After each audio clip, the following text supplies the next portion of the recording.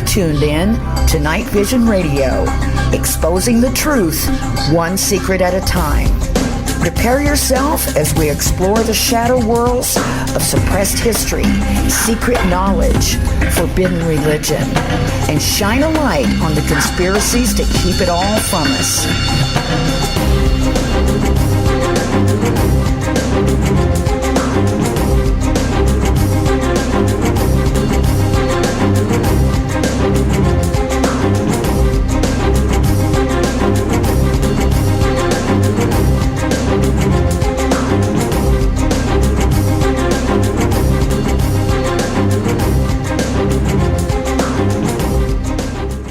Hi, everybody.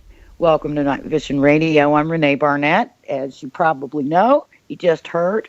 And I just want to say hello to all my friends, particularly in the UK, particularly my friends in London. Just want to let you know that we're standing with you here, obviously, your friends in the United States. And we love you all. Take care of yourselves. And we're feeling your pain with you this evening.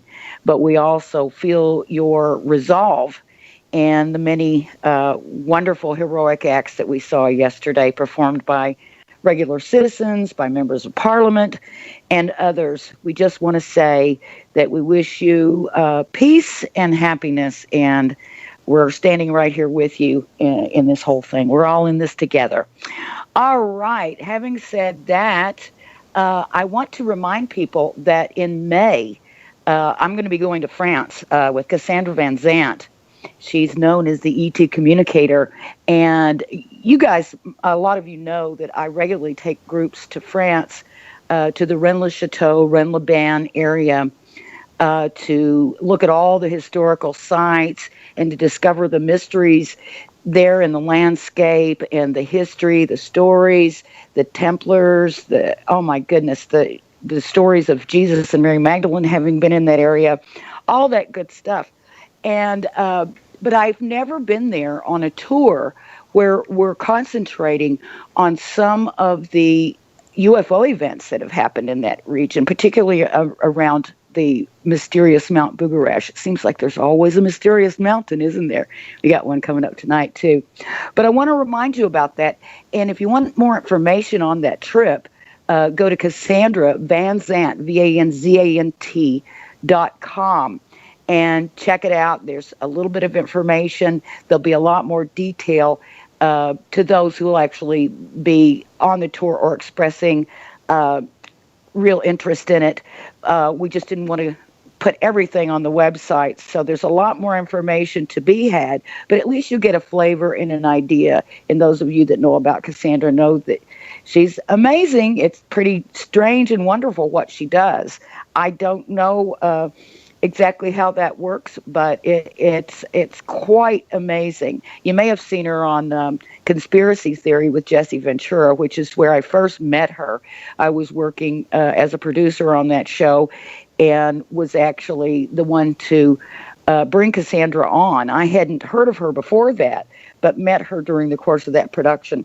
Really interesting stuff. So we're going to incorporate all the history and the mystery, but we're also going to be incorporating UFO activity in the area and also the ancient alien connection there. So that's in May. Check it out now. Deadline's going to be coming up before you know it, so please join us. We're going to try to keep the tour relatively small so that we can have a real experience with each other. So please let me know on Facebook if you need more information or contact Inception. They'll get the message to me. All right, well, without further ado, going to get into another mysterious mountain, one that's a little bit closer for those of us here in America, in the New World, but nevertheless, very, very interesting, and one that has drawn so many people over the years, the decades, and even centuries now, to it. We're talking, of course, about Mount Shasta in Northern California. My guest tonight is an avid researcher who's been following his passion, not only about Mount Shasta, but about history and ancient civilizations, a subject that we all love, or subjects, I should say, that we all love. And to help me out tonight is our good friend, recurring Night Vision guest, Court Lindell. He's an author and a researcher, and he and Stephen have been actually sharing information back and forth. And you guys know that I have Court on fairly regularly, and he and I do a lot of talking about research into these areas, and Court's come up with some amazing stuff. So I think it's going to be some real good synergy here going on tonight, as Court helps me out in a subject that he's much more familiar, admittedly, than I am about. So tonight, welcome to you, Stephen Sindoni. How are you? Thank you for having me on the program tonight. What I'll be sharing with you and all of your listeners is a story about a man who introduced himself to the editor of the Stockton Record newspaper in 1934. The man introduced himself as J.C. Brown, and he claimed that 30 years earlier in 1904, while working as a geologist for the Lord Cowjay Mining Company of England, he discovered an ancient race of giants living in the bowels of the mountains in the Cascade Mountain Range in Northern California. So after reading this story from a book by author Emily A. Frank, I instantly became fascinated by the tale of giants. So I jotted down all the clues from the legend that I learned by reading this short excerpt from the book, and I decided I was going to spend 2 weeks at the New York Public Library to try and see if I can solve this mystery. Before we go any further, and this is a great story, and I can't wait to hear more detail. I've been studying up on it a little bit, but I know there's so much more that I haven't heard. Let's say hi to Court. And Court, you're up there in that area. You're not far from Mount Shasta. Yes, it's about a 3-hour drive away, and I've been up there a few times in the last year or so, collecting footage for my series Mysteries and Legends of Northern California, which includes just the bare bones of the J.C. Brown story. Now, so you can see that on YouTube? Yes. And also, Stephen, you have a film on YouTube, and also I've seen other recordings of other things that you've done, other shows and other interviews and things that can be found on YouTube for those that want to delve into this. Once you start hearing this story, you're probably going to want to look into it a little bit more, I'm predicting.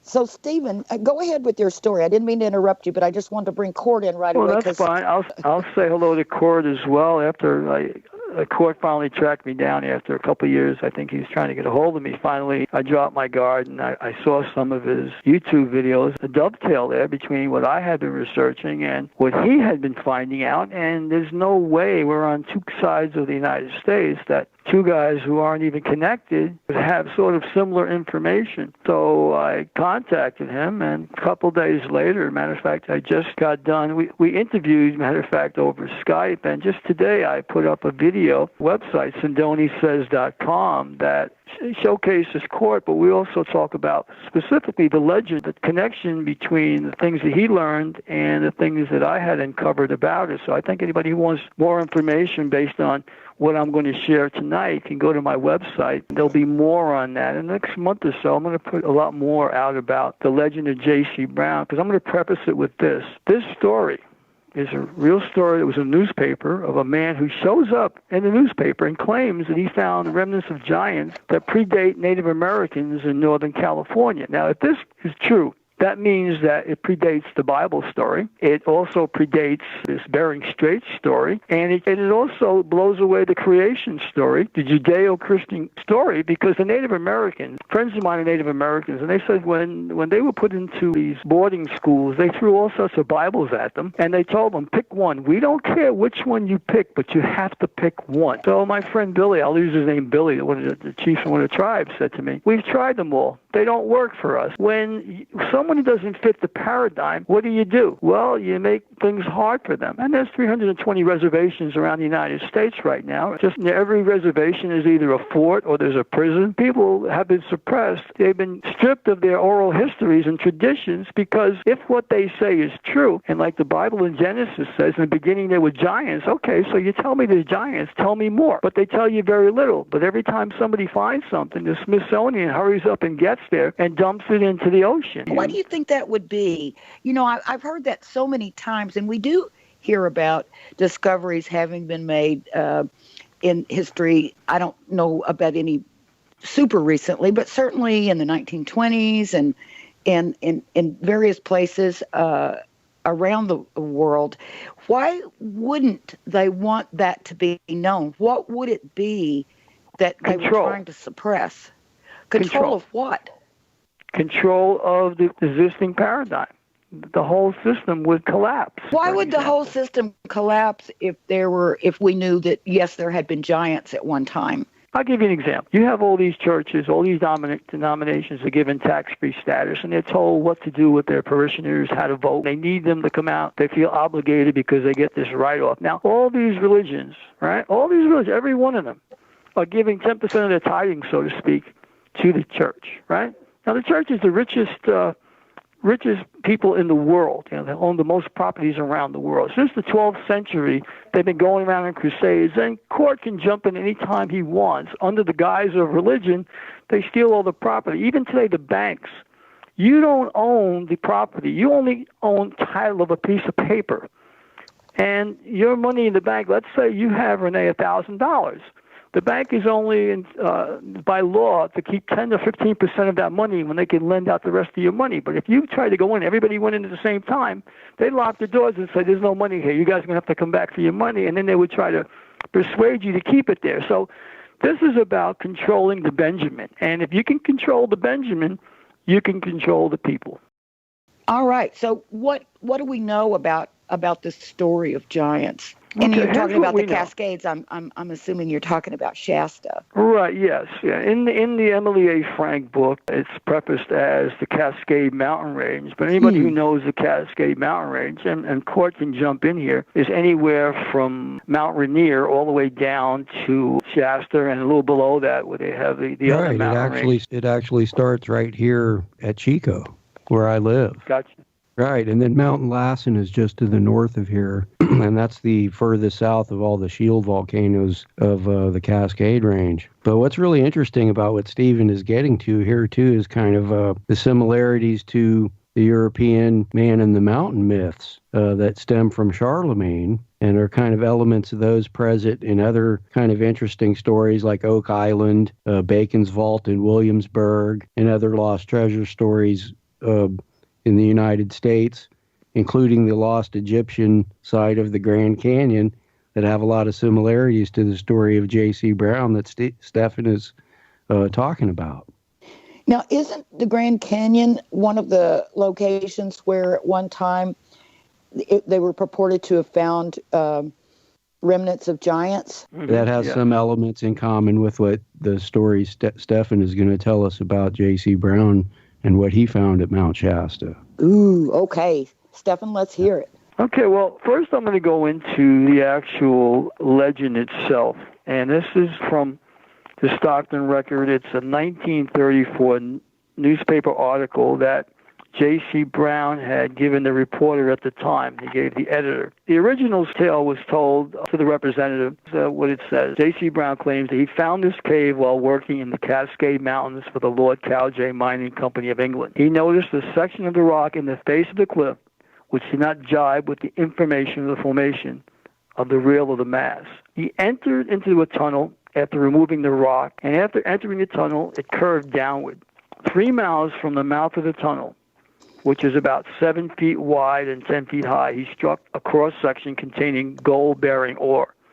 Further on, he struck another cross-section where this ancient race had apparently mined copper. He talked about the air in this section being very bad. He said the decline continued and went for 11 miles inside the mountain, and approximately 2,300 feet from the surface, he struck what he called the village.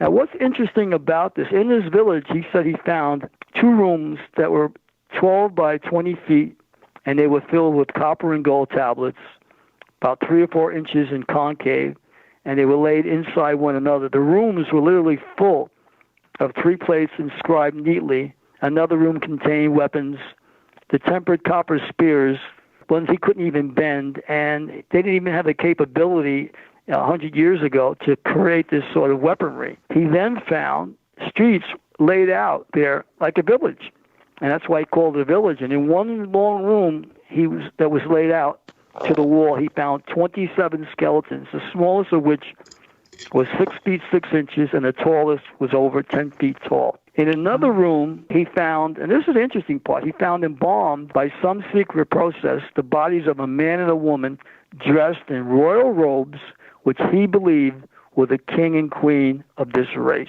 Now, you said the smallest one was 6'6". Was there any speculation or any evidence that could have been a young person of that race? He didn't say if they were young, but the average height of these tall ones who lived underneath the bowels of what I believe to be Mount Shasta. Was there anything else distinguishable about I would imagine it was all skeletonized, or were they mummified? Well, the king and queen were mummified, but all the others were skeletons. And they were in 8 robes, so they had to be royalty of some sort, or king and queen is what he believed. Wow.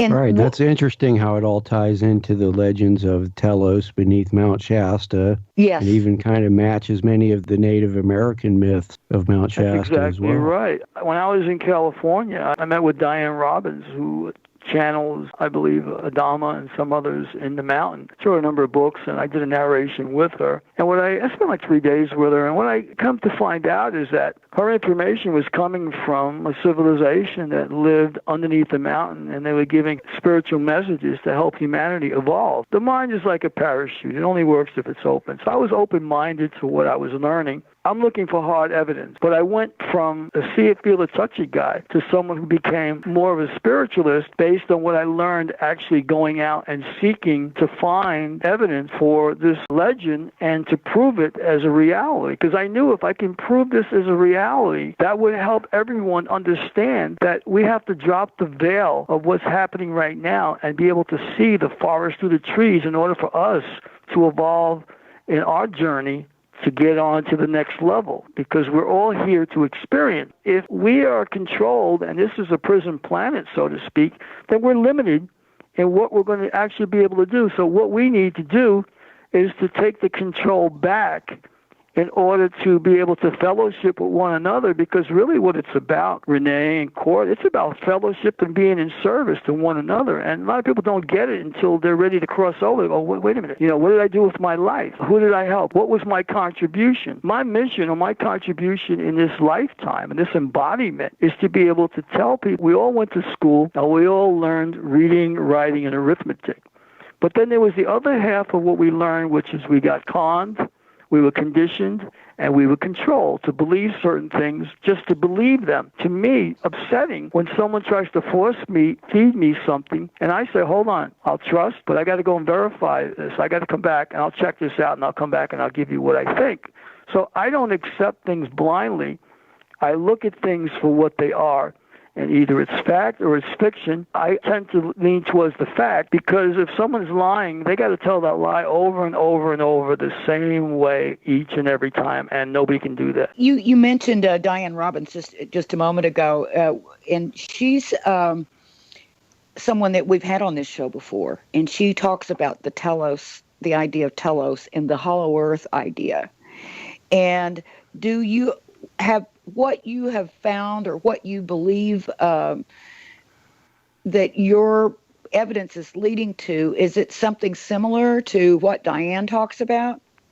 Absolutely. There is a civilization underneath the mountain, and there are lenticular clouds that will hover over the mountain for days, and they're ships, they're motherships that are above the mountain. There's openings where ships go in. And I've seen lenticular clouds open up and reveal to me like a fleet of smaller ships, saucers, if you will, flying into the mountain and places in the mountain. So I've seen some things. I'm privy to see some things that I know exist. So I know that there are things going on in that mountain that cannot be explained by conventional science. Yeah, I've seen some of those pictures. In fact, I posted one today on Facebook that is an amazing photograph of Mount Shasta with this crazy lenticular cloud that it looks like a flying saucer itself. But it's amazing looking. Those clouds are just really strange looking when you do see them. You don't see them very often, but maybe they see them a little more often at Mount Shasta than other places. Well, they're like I said, and people who spiritual or people that are open-minded, they're the ones that are going to turn their heads, because most people won't even look up if a helicopter goes by. But people who are spiritually inclined will look up and be inquisitive, and they might get an experience out of it or communicate out of it, because that's what they really want to do. They're there to oversee what's going on this planet. And why? For what purpose? Well, we are their experiment. We are all test tube design. You look at the people around the world. Everybody has their creation stories, and they all have their flood stories, which are quite similar. Yeah. And they all have their giant stories. You go to the Vedas in India, or you have in China talking about how the emperor arrived on a dragon, a spaceship. To Israel, you have the Tower of Babel and other things where it was Sinai, where it was landing, landing strips, alien craft to come. You had Zechariah Sitchin talking about that aspect of it. You have the Mayans, the Incas. So everybody has their take about who their creator was. If you ask the Native Americans, which is what I rely on a lot, they talk about that they came from a different star system, were brought here. They were brought inside the mountains, all these mountains they were brought inside of, until the deluge, the flood was over, and then the alien grays brought them out. They've been out ever since, but they know of the alien grays, and they are what I will call the watchers. So they're here to watch. I went this area. I'm going to finish this thought, if I may. I was in Tacoma, Washington, and I was with the chief and some other people there, and they asked me if I would sweat with them in the sweat lodge. So I did. And in the third round of sweating, this gets very hot in there, and everybody was going into their dream state by that point. So I went into mine, about the third stage, and what I experienced was an alien gray standing there about 6 feet from me and just staring at me, trying to probe me. When I realized what was happening, went back to my normal state, excused myself from that sweat session, which was the third one, grabbed some Gatorade, and I didn't really want to tell anybody what I just experienced. So after that, one of my friends talked, after I left the sweat lodge, and we talked about it, and I talked about what experience I had. My friend Billy, who was one of the chiefs, him and I talked about it. We are very close with the Greys, and they talked about Bigfoot being interdimensional. And then we got into the tall one. And this is what piqued my interest. He said, "You're supposed to know this." So I said, "Okay, tell me." So we took a walk around the development where I was. He told me that his grandfather and his father would see the tall ones, they would be going up and down, canoeing on the Nisqually River there near Tacoma. So I said, "Well, what do they look like, Billy?" He said, "They look like us. They look like Native Americans. They had black hair, but they were a lot taller." I said, "Well, how tall were they?" He says, "Well, 7 to 10 feet tall." What did they wear? They wore buckskin clothing. So I got the story about who predated them here in North America. So for me, it was a blessing to get some of this from them, and then stories about Bigfoot being in the Comish National Forest, where another chief had his home, and he had a smoker where he was smoking salmon, and Bigfoot came and took off with his salmon. "I'm not going to have any dinner tonight." So what he did was he created a smoker with a plexiglass top, so that way Bigfoot, when he came, not only could he see the salmon, but he could see if it was cooked or uncooked, and he would wait till it was cooked. So he actually built a plexiglass smoker so Bigfoot could eat the food and not steal the food on him. I've had a chance to spend a lot of time with Native American tribes. I grew up in Oklahoma. I've done some television documentaries, too, that included a lot of Native Americans and different tribal members. And they do talk about Bigfoot. They say, "Oh, it's just another tribe. We don't bother them and they don't bother us." It's just so matter-of-factly. And you're right, they do talk about people from the stars and that sort of thing. There's a lot of really interesting information that is to be had from different tribes. You know what? It's time for us to take a break already. I can't believe it. But we've already gone through the first half hour. And when we come back, more from Stefan Sindoni and Cort Lindell. When we come back, stay with us, please.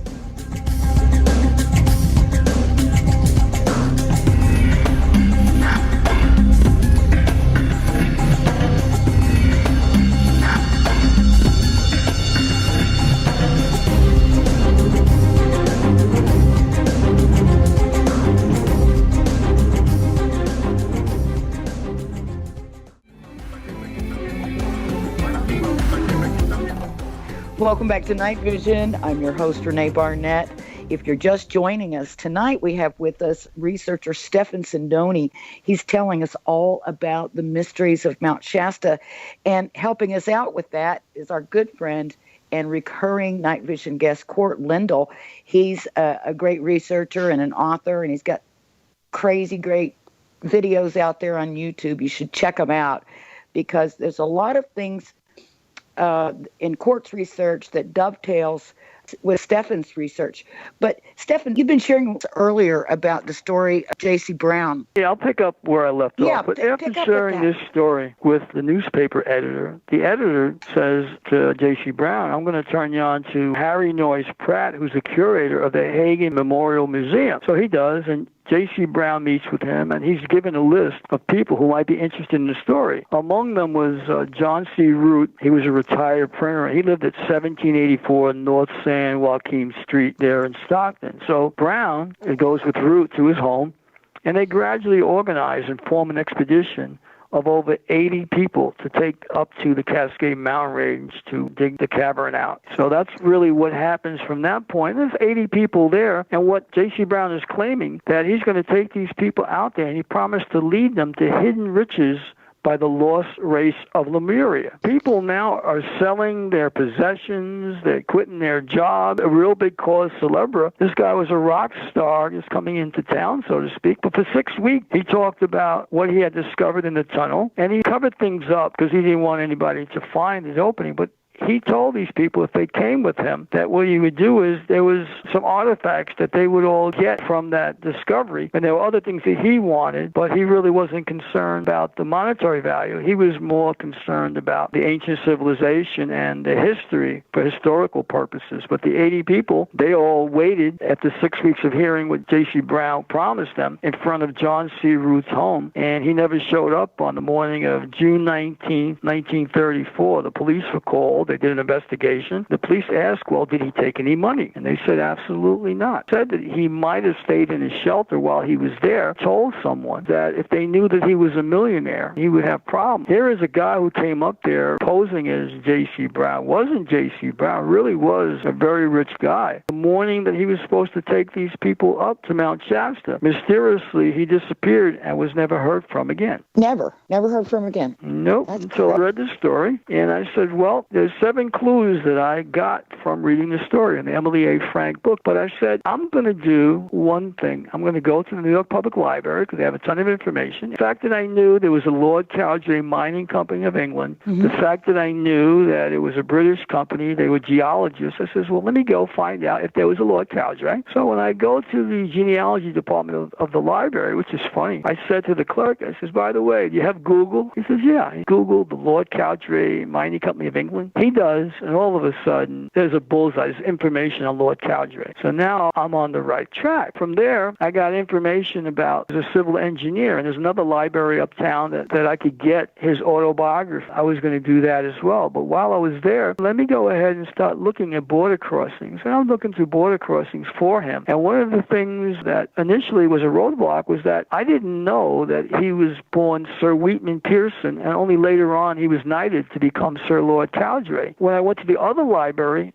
I was able to find his true identity in the Book of Civil Engineers on the microfilm that I found. And in that book, there was copy photos. And I put this up on the YouTube video I did today, Court Sindoni Says. And I put up the pictures of Lord Cowdray, his lieutenants that helped build the Lord Cowdray Mining Company of England, which later went on to become Shell Petroleum, or British Shell Petroleum. Oh, my gosh. Wow. Yeah, so... Now, you said you put it up on YouTube. What did you title it so people can find it? I titled it Sindoni Says Talk Radio - Guest Court Lindahl. And you put that new information on there? It's easier to find if you go to my website at sindonisays.com and go to my Talk Radio tab, where I now am doing a radio show based on my conversations with Court, that I decided that I was going to come out of retirement, so to speak, and discuss these legends, especially that I'm having all these these things happening to me on a personal level that make no sense whatsoever. So I figured I might as well have some fun with this and put out the information. That way these young bucks, if they want to carry the baton and they want to go looking for stuff, then maybe they can help change this existing paradigm. I've had some things, Renee, happen recently that I won't discuss here, but I'll just say present is a gift. So I live in the present. I don't know about tomorrow. I can only live in this moment in time, this given time. I look at it that way. If the Creator wants me to be here tomorrow, give me a wake-up call. It's kind of the way that I look at it now. I'm excited every day to get up. I have a passion. When you find something you like to do, you'll never work another day in your life. I've got over 1,000 movies on YouTube, and every week I create something different on my SindoniSays.com site. People say, where do you get it from? I said, I'm given the information. I get a download, and I don't say where the download comes from, and they give me information, and that's my story for the day, where I just start writing, automatic writing, and things come through. I trust the information I get, like a detective will say, I got a hunch. Well, every day I get hunches, and hunches turn into videos, or they turn into something, or a blog post, because I never had a mentor growing up. I didn't have a dad growing up to find our passion, whatever it is. But when you find it, don't let anybody discourage you and tell you can't do it. No, you can do it, because you cannot fail, Renee, at being yourself. Yes, I'm a researcher, but when I run into a guy like Court, and I'll give Court his kudos, it takes a special individual to sit down, whether it's 3 o'clock in the morning or whatever the time of the day, to sit there in that blank space and say, okay, now I got to put this to paper so I can write this book or I could do this movie. Not easy, because a lot of people get writer's block. So when you have someone like Court who does his due diligence, learns these things, and backs his things up with facts and information, you can actually go to these sites and they exist. I take my hat off to him, because I know what it's like to walk a mile in those shoes and then have people not understand what it takes, or not really tuned to what he's really trying to convey, or like what I'm trying to convey here tonight, the possibility. Funny, because Court and I have had who knows how many conversations, Court, how many hours have we spent on Skype talking about all this stuff, your research, how it's sort of dovetailed with some of my interests in the films and things that I've done, and different ideas, and how people seem to, we've met so many wonderful people that have found their, like you said, found their passion or their magnificent obsession. I have to say, let's take Court's work, for instance. Been such in-depth research for a number of years. There's so many facts. There's a huge chronology. There's a lot of years and hundreds of years of history. And it took quite some time getting my head around it. We've had that conversation, Court, asking you questions, and then you would keep talking. And then finally, it started falling into place. But it was because when he was talking about something, he had this huge body of information behind it.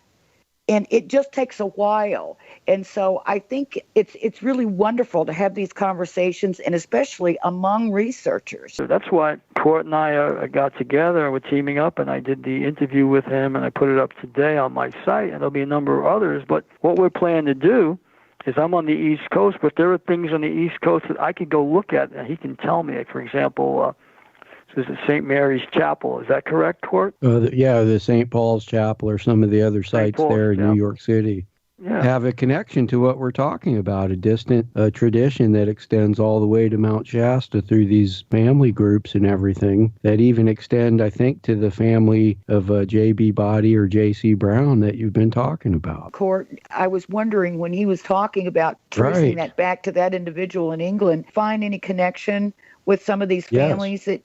Oh, interesting. Now, how did that work? What is the connection? Well, there's the Cowdray name is a Norman name and title in England, and Wheatman Pearson is related to that family group, and that's one reason he got that title when he was awarded that. But Cowdray in France is interesting too, because even Pierre L'Enfant, commander during the Revolutionary War, was named Cowdray as well. But in my research about the de Body family associated with the Great Cyclic Cross of Vendée that a lot of the listeners might know about, and that we even discussed here on your show with Jay Widener, there's relations between the Cowdray family and the de Body family. And we know all the interesting connections they have. It would take the whole show to go into that, but they were the governors of French Acadia, possibly connected with Oak Island. Another de Body was the governor of French Louisiana that actually handed it over Thomas Jefferson. So all of this value of Mount Shasta comes through these family groups. I mean, even J.C. Brown was married to Mary Hammer of Stockton, the namesake of Hammer Lane in Stockton, but the Hammer family is related to the Bacon family. Oh my Of gosh. Sir Francis Bacon. So this ties into the information in Part 4 of Mysteries and Legends of Northern California that talks about the influence of the extended Bacon family in the development of the West. And I think subsequently, even the mysteries of Mount Shasta, I mean, we do even see Sir Francis Bacon being considered one of the ascended masters. So that's why it's interesting. The whole legend of J.C. Brown ties into this family group as well, via J.B. Body and or a.k.a. J.C. Brown. If I can just add here now, you're an analytical guy, Court, and I'm going to give you some analytical stuff here, and people who are listening, they ponder where I went with this. So after I discover Lord Cowdray is really Sir Wheatman Pearson, he's knighted, I says, well, now let me go back to the other library. I had the pictures of Lord Cowdray and his engineers, and I had their names. I said, okay, now let me go and see if I can go and track these guys through any of the borders going into the United States. Because obviously, if they're from England, they got to come through some border cross. At that time, we have borders like we have now. We have paperwork to document it. So I go through it. In the legend, in the J.C. Brown legend, he claims in 1904 is when he first came upon this rock basalt foundation. So I go looking, and I find that through the Laredo, Texas border, that Lord Cowdray, J.B. Body, W.E. Sayre, and Robert Adams, these are three of Lord Cowdray's top civil engineers, go on the Mexican National Railway steamship from Veracruz, Mexico, into Laredo, Texas, and they were all living at the time and working in Mexico City. So there it is, the first tie-in. Then further research, in 1907, I find that J.B. Body brings in three of his top civil engineers, Fred Kleisner, John McLaughlin, and C.M. Yeoman, in with him from Laredo, Texas, and his own personal valet. So he's got to be pretty rich to have his own personal valet. The guy's name was John Kilmartin. But in 1910, this is what I found very interesting. When John Benjamin Body crosses again Laredo, Texas border, when asked if he had ever been in the United States, on the form, he checks the box, no. So this was a red flag to me. Then in 1911, to Laredo, Texas border again, who does John Benjamin come over the border with? Lord Cowdray himself. So Lord Cowdray now makes two appearances, one in 1904 and another one in 1911. To make a long story short, I was able to track John Benjamin Body coming into the United States 12 times from 1904 to 1933. So this, to me, found the photo and the information and the validation of what they were doing. In Dunsmuir, they created a waterworks. There's a glacier, the runoff comes from Mount Shasta. The city of Dunsmuir, all the water comes from a glacier runoff.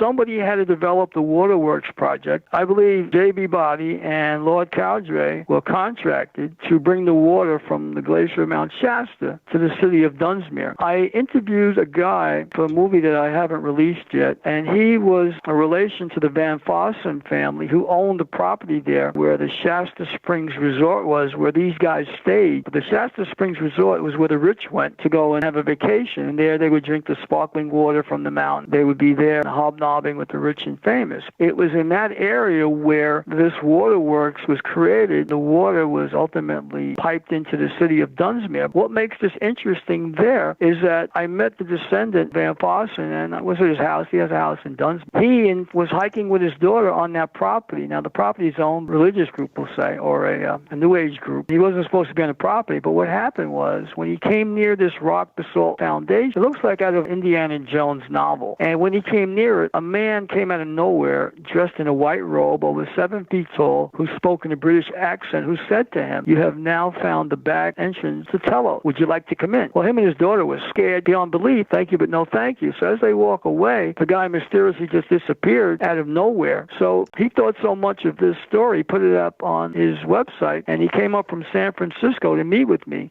just to tell me this story in his living room.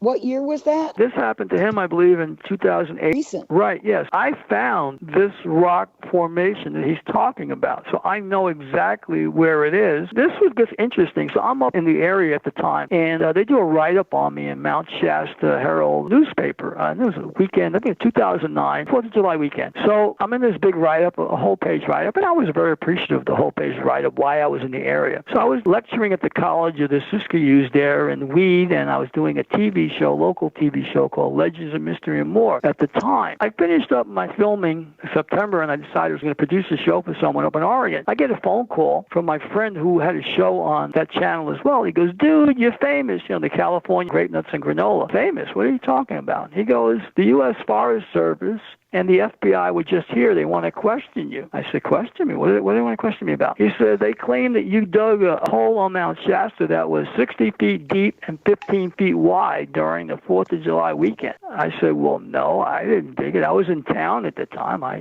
don't have digging equipment. I don't have a crane and all that stuff. So he goes, well, they're looking to talk to you about it. I says, well, give them my phone number. I'm more than happy to help them. So I get a phone call the other day, and a fellow is researching this for his movie, and he's got 11 minutes to film the movie. He says, I want to ask you about that. Did you dig the hole? Did you see the Art Bell piece with Mel's hole? And I told him about it. I said, there was a hole that went 15,000 feet in his property, and the government confiscated property, and next thing you know, his life went living hell. I said, no, I didn't dig the hole. I'm not going to admit to something I didn't dig. I said, but I will tell you that was all created because I was in town causing a big hoopla about an ancient civilization. So somebody went to the expense of digging this big hole on the back end of the mountain, and they wanted to pin it on Stefan Sindoni. So I cracked up. So that was kind of interesting that I'll be doing that movie with someone actually calling me back and saying, I did all this research, and your explanation of this, it really fits. 2 years later, in 2011, I come back out with a film crew to Mount Shasta, and I hadn't met the film crew yet. I contracted the film crew, and I told them, show up at the Cave Springs Motel. So everybody's coming from all over California to work on my project. So I get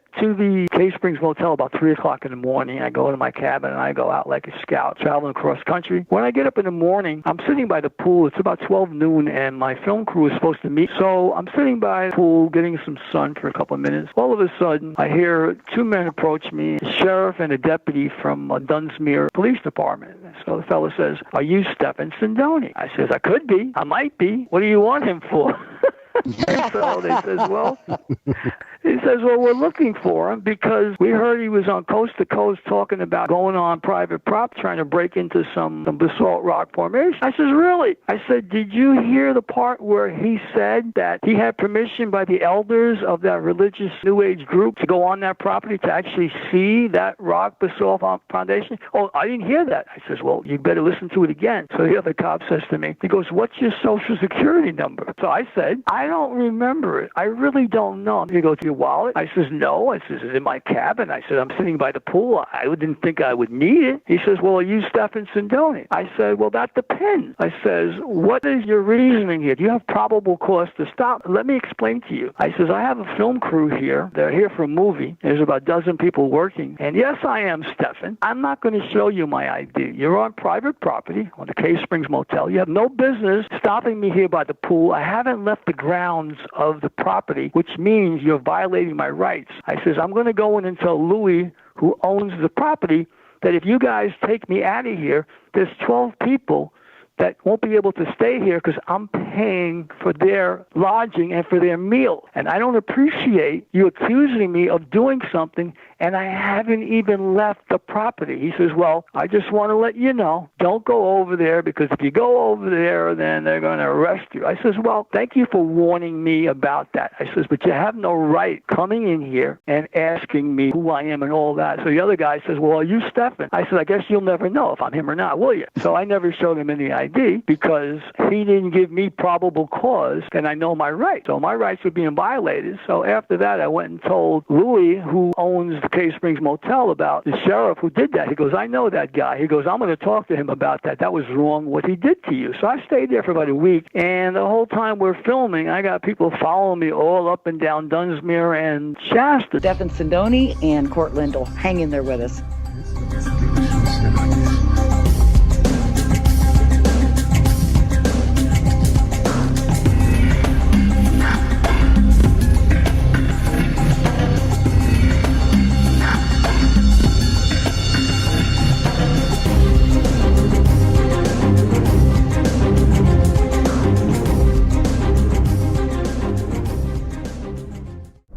Welcome back to Night Vision Radio. I'm your host, Renee Barnett. If you're just joining us, we've been talking with Stephan Sindoni and his research and findings about the mysterious Mount Shasta. Along with us is Court Lindahl, whose research dovetails in many ways with Stephan's research, and they've been discussing that.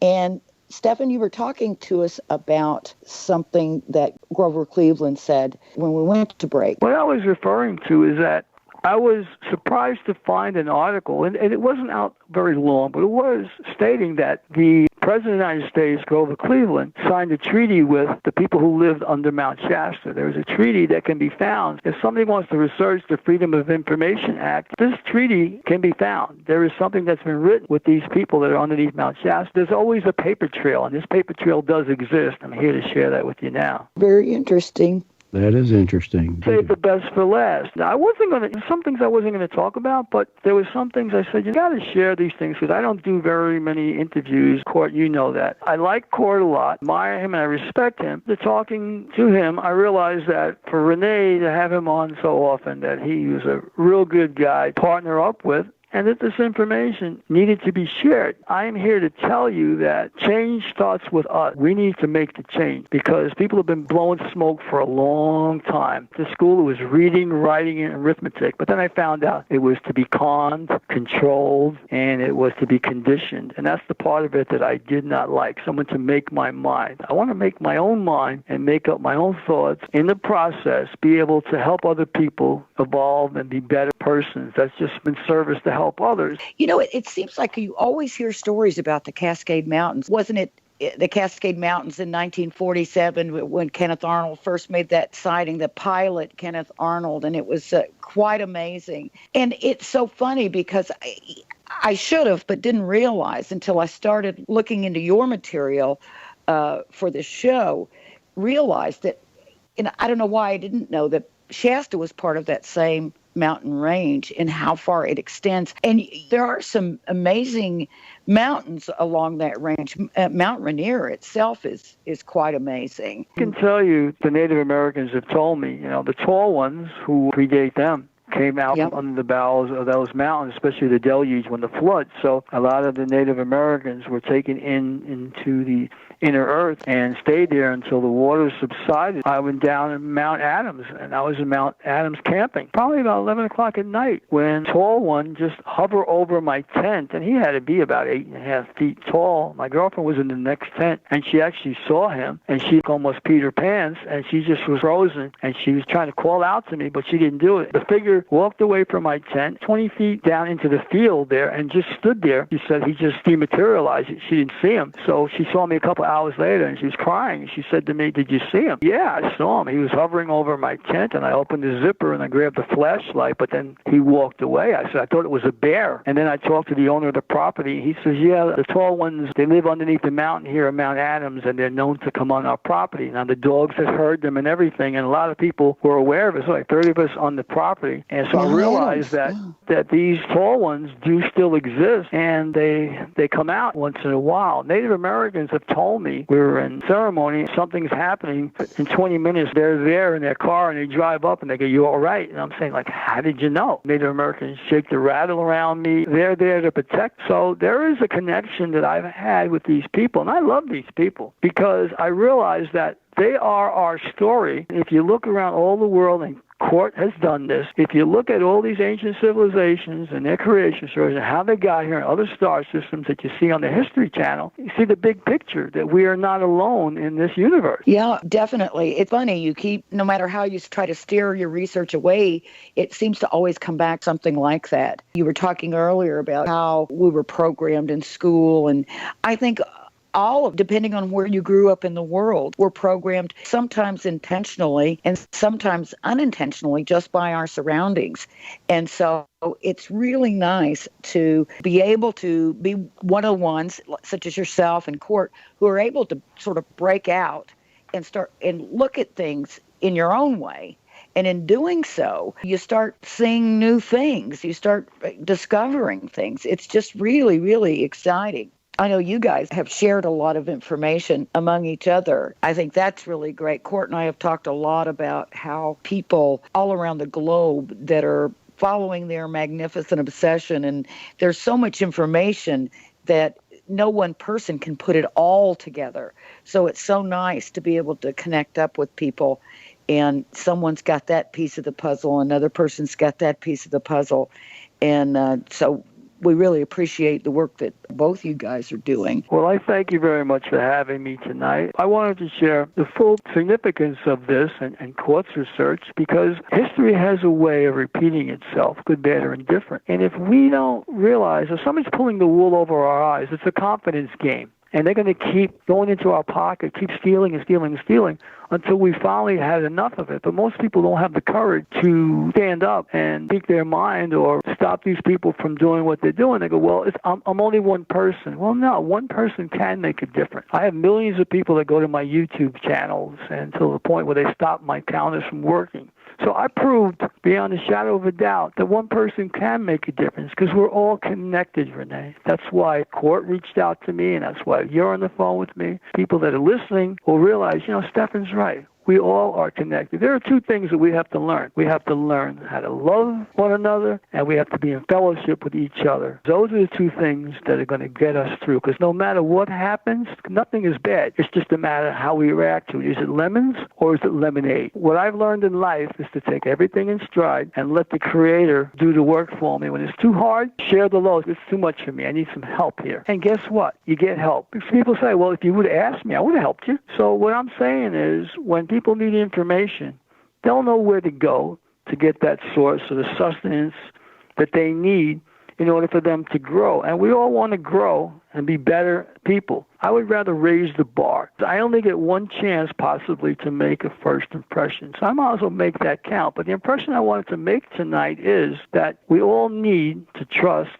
but verify. Understand what's happening around you and be aware. I try to tell people to be the conscious observer to their own experiences in life and see things, what's really going on. And that's kind of what I've done with my YouTube channels and what I try to express. There are many topics I can talk about, but the legend of J.C. Brown has brought a lot of obstacles in my research of it. I want to be able to get to the bottom of it. People realize that there is something going on. Collectively, we all need to go out there and figure out what it is. Yeah, exactly. Now, is that what brought you and Court to connect? Court, why don't you tell that part of it? Sure. Really, when I saw Stefan's story, I hadn't even made a lot of the connections to Mount Shasta in the work I was doing. And then I found out about the Frenchman's Tower in Palo Alto and the Pyramid of Joaquin Miller, who's another person that Stefan talks about in his research. So I saw all the crossover in the historical characters in the kind of scheme that I saw of a reputation, of evolution of places and architecture that leads to places like Mount Shasta, where this kind of man in the mountain mythology is expressed. And the story of J.C. Brown obviously has lots of elements of that. Remains of people chambered in a mountain, kind of like the central Rosicrucian theme of Christian Rosencrantz entombed in an unknown mountain somewhere. So a lot of kind of story, in addition to, I'm not saying it's not true or there's not anything to it at all, kind of infers that kind of mythology. And from seeing that, in Charlemagne and this whole history from Constantine of missing remains and mysteries being created as to where these are located, all the connections were there in what Stefan was saying. What about the St. Germain connection to Mount Shasta? That's what got me in trouble, the St. Germain Foundation. That's where that whole story all started. That group of people wanted to have me arrested because they were having people going on their property looking for that basalt rock formation. They couldn't stop them, so they figured, well, they got to stop me from talking about it. I talked to members of that organization. They said to me, you could be a member of an organization, just keep your mouth shut. You can't say anything, what you learn here. So there's some secret societies. I said, well, look, information is to be shared with the world. They go, no. They're not ready for this. And then I realized something sinister behind all that, and I couldn't be a part of that, so I didn't want to be a member of all that. That organization is trying to keep a secret of what goes on behind that closure there and behind those gates there. A lot of people now are realizing that secret society may have some information that they should be sharing with us. What I found was interesting, too, was that the actual historical character of St. Germain, the Count of St. Germain, is related to the Stuart family. But this too to the Hudson's Bay Company, who were the first people to come to Mount Shasta as well. I got a quick little thing I want to interject. When I went up to Pacific Northwest and I met with some Native Americans there, 3 different Native Americans from 3 different tribes told me that, "Do you know who's standing behind you?" I go, "Who?" They said Saint Germain. Now, I didn't know who Saint Germain was, but on that weekend, 3 different tribe members said, "Let me see your hands then." And they looked at me. They said, "Well, we're here to protect you." A photo I'm looking at right now of Saint Germain, it says, "His violet flame solution and formula. I am a being of violet fire. I am the purity God desires." Connection all over the place. I'm even wearing my purple shirt tonight. There's one thing that bothers me now. We've got this pipeline, South Dakota pipeline. There's going to pipe oil all the way through the United States up into Canada. But what I keep getting is the Gulf Coast disaster with the oil that was there in Florida. There's about 22 million people that live near the Missouri River or the Mississippi, that once this pipeline is completed, it's only going to take one oil spill for all those Native American people who live in that part of the country to become like dinosaurs and buffaloes extinct. And I just want to share with the people out there that this is real, brothers and sisters, and if we allow stuff like this to happen, what does it say about us? Have we evolved? So that's the question that I ask. Well, I'm with you on that Dakota pipeline thing, and I think a lot of people are too. And, it was interesting because you talked about the glacier water in Shasta, you talked about Shasta Springs, and there always seems to be something about the water, doesn't there? I don't know. There's a lot of sort of buying up of these deep aquifers as well. Whoever controls the water controls life, and that's exactly right. That is kind of weird. In Shasta, the life expectancies of people who drink the Shasta water, they're about 90 to 100 years old. The people that actually live in Dunsmuir there. In the city, like Shasta City water, you have the glacier waters that come down from the mountain. The people go to Mount Shasta City Park and they bring their little jugs and containers and they get all their water out of the Sacramento River there at the beginning where the river starts there. So that water definitely has medicinal purposes to it. And if you got ailments, you've got arthritis, it'll get you very healthy really, really quick. Right. Yeah, there's something really interesting about water, that's for sure. I think there's a lot more to be discovered. Of course, there's a lot of great people working on that too. We're getting so close to the end of the show. I don't want you guys to go without telling everyone to get all your material. Court, why don't you go first? How do we get your videos, your book, all that good stuff? I'm at survivalcell.blogspot.com, and there's links to all my books there. Of course, I'm on Facebook, and I have pages for all my books and videos there as well. And you can see me on Court Lindahl on YouTube. Cool. And Stefan? I'm going to keep it simple. Just go to my SindoniSays.com. There's a link page that links over 6 sites that I have, other websites and YouTube sites where they can watch more videos than I have on that site. There's a blog post there. I have a web store on my site. I'm also offering free information, free books that people can get. And anybody who posts to one of my blogs will get a free copy of one of my books, right? I just wrote a book called Below the Radar, talking about what Edward Snowden didn't tell you. Post to my blog, I will send you a free complimentary copy. You post to my Know Your Rights, I'll send you that form that I talked about. So if someone goes to my site. If we go to SindoniSays.com, the links to your other sites are there? Yes. Court, just real quick, you were going to make a point about the water, and I cut you off. That whole issue is interesting, too, because I had linked, Henri V, the exiled king of France, to the Frenchman's Tower. Even both the Nestle plants that were recently turned down at Mount Shasta here near where I live, Nestle's associated with the Artois family. The Frenchman's Tower was built by the same guy that built Tour Magdala in Right. Well, it's the force that donated the money, and even to Father Saunier there at Rennes-le-Château. Interrupt, but the music's rolling. We'll run all out of time. Stefan Sindoni and Court Lindahl, thanks so much for joining us tonight. Hope you'll come back again.